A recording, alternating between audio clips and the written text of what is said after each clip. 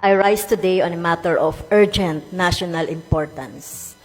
The Filipino are suffering and the Marcos administration has failed them.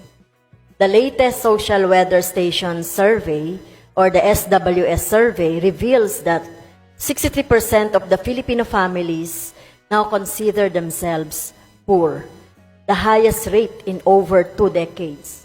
Sa kabila ng pagtaas ng presyo ng mga pangunahing bilihin at serbisyo, nananatiling walang ginagawa ang Administrasyong Marcos.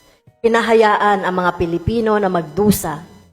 Sumisipa ang presyo ng kuryente, tubig, natataas mula sa 4 na piso hanggang 5 piso kada cubic meter sa buwang ito. At langis na tataas na naman uli ng halos piso kada litro. Tataas ang pamasahe sa LRT na aabot ng 12.50 or 12 pesos and 50 centavos sa maximum at may pagtaas na naman ang premium ng SSS. Pero sinasabi ng Malacanang na pabayaan muna ito. Anong klaseng gobyerno ang pumapayag na maghirap ang kanyang mamamayan?